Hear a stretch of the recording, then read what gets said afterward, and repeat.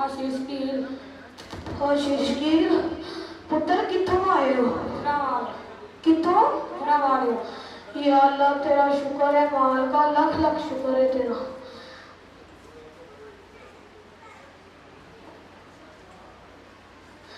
की नाम है पुत्र तेरा? बाबा जी दिशान अली। हाँ जी दिशान अली। दिशान अली। मालिका तेरा शुक्र है, लख लख शुक्र है तेरा मालिका।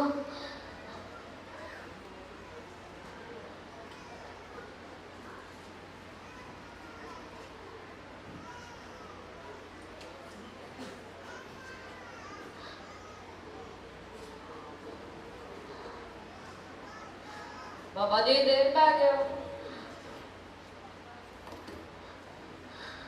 की गल है, कोई मसला दसो सानू। पुत्र तेरा नाम की है? बाबा जी मैं बड़े दिनों तो वेखन दे तुसी आंदे हो, इन्हां कोल नाम पुछदे हो चले जांदे हो। मेरा नाम अब्दुल्ला जे। हैं?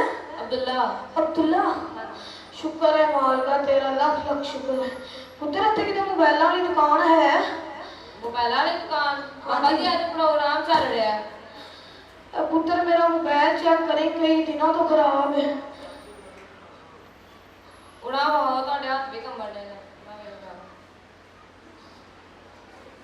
बाबा जी आज चलन दे? नहीं पुत्र ये खराब है।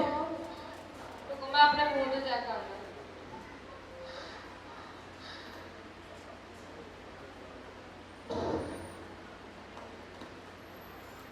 बाबा जी कार भी आ रही है, ਤੁਹਾਡਾ फोन सही है? पुत्र नहीं है, मोबाइल खराब है। सारे ही आते ने मोबाइल सही है, जे सही होए ते मेरे पुत्रा की आवाज क्यों नहीं आती, उन्होंने कार क्यों नहीं आती? मैं खराब है पुत्र, या नहीं सही है? बाबा जी ऐसे ही जे मैं इधर जे सही होए फिर मैंने फोन क्यों नहीं करते? नहीं है खराब है पुत्र, है नहीं सही है पुत्र, खराब है फोन। मेरा नाम है बाबा शुक्रदीन। अल्लाह का शुक्र, अल्लाह जिस हाल च भी रखे। हर गल ते शुक्र करना चंगी गल है। ऐसे बंदे ਤੁਹਾਨੂੰ ਵੇਖਣ ਦੇ ਨੇ, ਇਹਨਾਂ ਨੂੰ ਕੀ ਪੈगाम ਦੋਗੇ ਤੁਸੀਂ?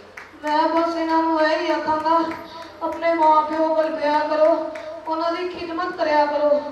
तो मैनू अपने माँ प्यो को गल्लां करन वास्ते कब्रिस्तान जाना पैंदा है।